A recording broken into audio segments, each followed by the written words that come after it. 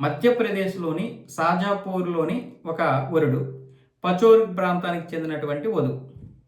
ఈ అబ్బాయికేమొచ్చేసి చాలా సంవత్సరాలుగా 32 సంవత్సరాలు వచ్చిన వివాహం జరగలేదని చెప్పి పక్కింటి వారు తెచ్చినటువంటి సంబంధాన్ని వీళ్ళు వెంటనే ఒప్పేసుకొని పెళ్లి చేసుకున్నారు. అమ్మాయి వాళ్ళకి రూ. 1,00,000 ఇచ్చారు కట్నంగా. అలాగే రూ. 5,00,000 ఖర్చు పెట్టి అంగరంగ వైభవంగా వాళ్ళకున్నటువంటి పరిధిలో మంచిగా పెళ్లి చేసుకున్నారు. జూన్ 29న పెళ్ళయింది. జూన్ 30వ తారీఖున శోభనం. కానీ అమ్మాయికి ఋతుస్రావం అయిందని చెప్పి తప్పించుకుంది.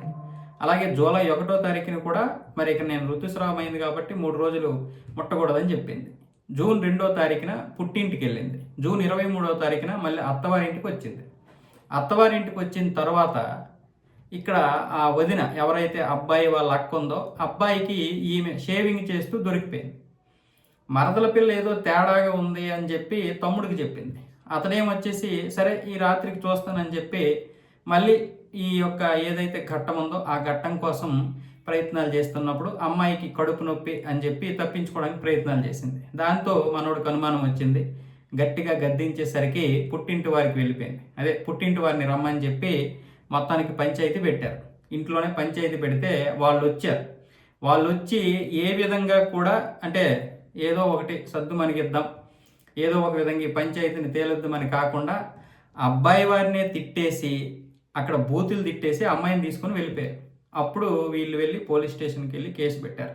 అక్కడ పోలీసులు వచ్చేమి మొత్తం ఎంక్వైరీ చేస్తున్నారు. అబ్బాయి వాళ్ళు ఏమంటున్నారంటే అమ్మాయి ట్రాన్స్జెండర్ అయినా మాకు ఇది కాదు, అంటే ఇది చీటింగే, కానీ ఆ విషయాన్ని మాకు చెప్పకుండా ఈ విధంగా పెళ్లి చేయడం అనేది చీటింగ్ కిందకు వస్తుంది. అమ్మాయి ట్రాన్స్జెండర్ కాబట్టి మేము అవమానించడం లేదు, కానీ ఇది చీటింగ్ కాబట్టి ఖచ్చితంగా ఈ చీటింగ్ కేసు పెట్టాలి, అంతేగాని అవమానం చేయాల్సిన అవసరం లేదని అబ్బాయి వాళ్ళు చాలా వినయంగా చెప్పారు. అబ్బాయి కానీ అబ్బాయి తల్లిదండ్రులు కానీ.